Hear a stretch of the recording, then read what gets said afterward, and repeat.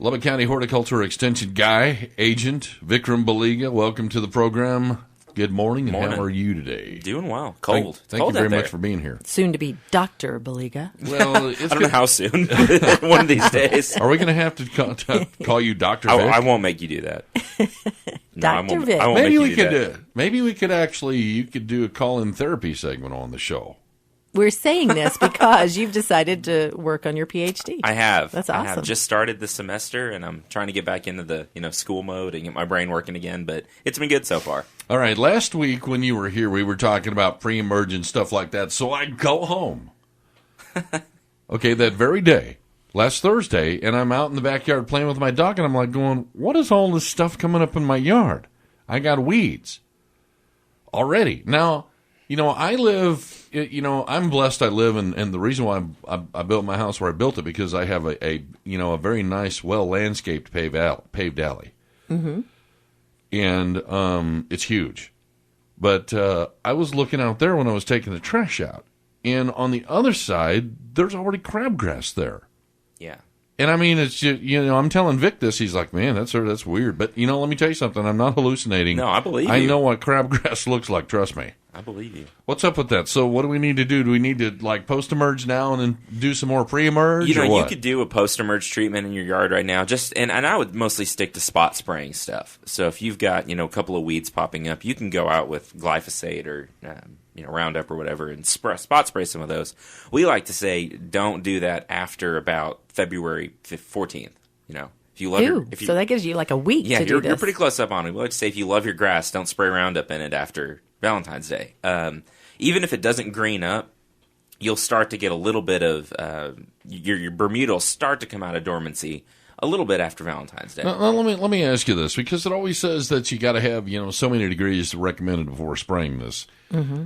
Can you spray it when it's cooler? Like if I sprayed today when it's 40-something degrees, am I going to get my shoes wet? Is that what's the deal? It'll reduce the effectiveness. But if you're spraying on it's really, they say that because it's when the plants are really taking up the chemical, like when they're really moving stuff through their system. When the sugars are moving. Sure. Yeah.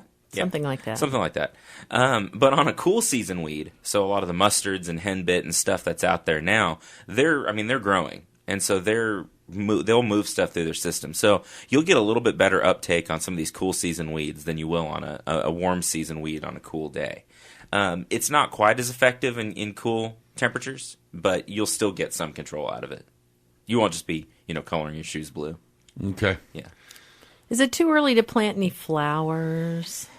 We're at a weird time, right? Yeah. I'm anxious. Yes. I want flowers. We're at a weird time now that it's almost too late to plant some of our pansies and stuff, some of our cool season stuff. Mm-hmm. You could, but as it starts to warm up, they decline pretty quick.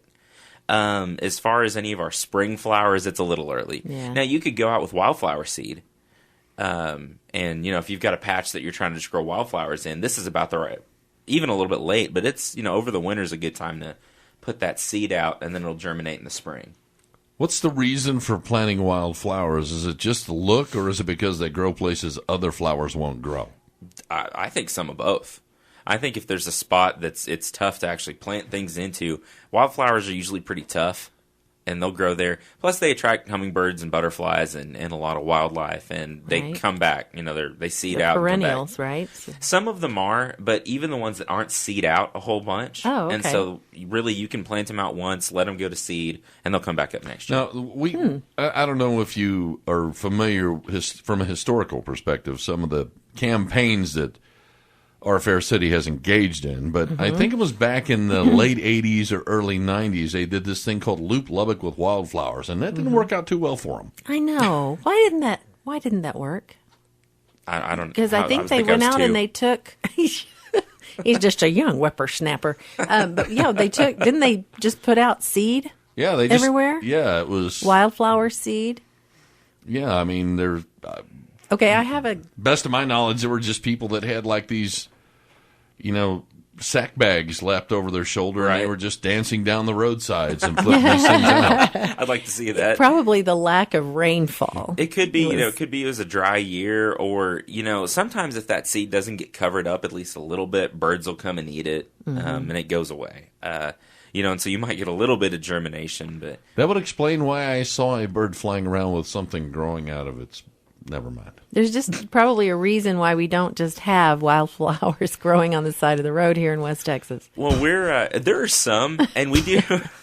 That one got me. That's a funny mental picture that's probably not going away.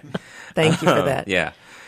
We have some native wildflowers in this area, but we are historically kind of grassland. Lubbock, or the high plains in our area is grassland, or the South Plains. I would like to order sides of bluebonnets and Indian paintbrush. Can we do that? Well, you could.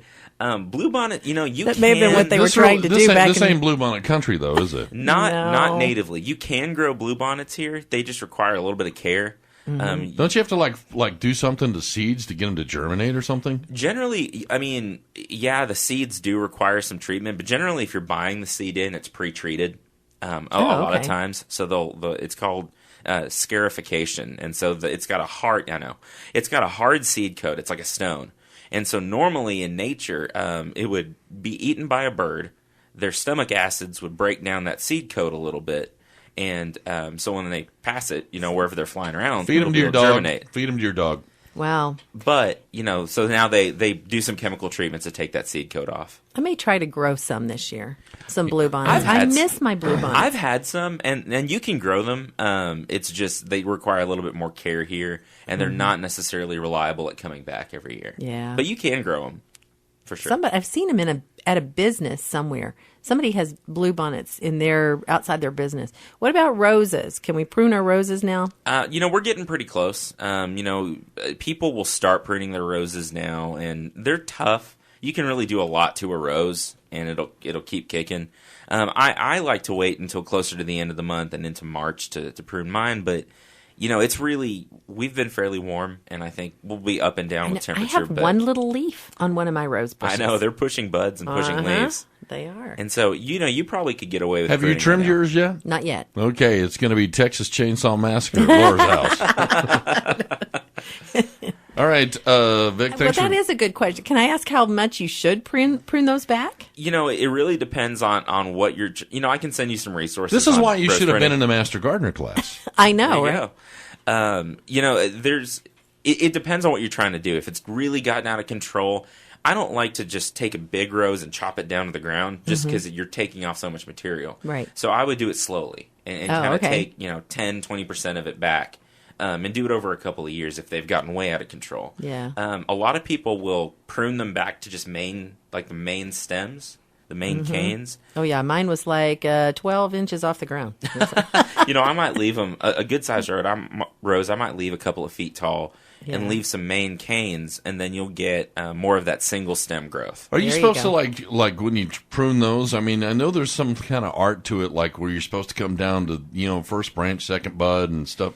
There is, and honestly, I'm not the rose pruning expert, but you need to find us one. My mother-in-law could tell us that. She's told me on numerous occasions, and it just in one ear and out the other. I don't know. I'll bring in some rose pruning fact stuff and some resources next week, and we can talk about that. Okay. I'll do a little bit of research now and then. Rose enthusiasts, you want to tune in next week? Vic Baliga is going to be here with the answers for you. Thanks for coming in, man. Thanks for having me. Lubbock County Horticulture Extension Agent Vikram Baliga.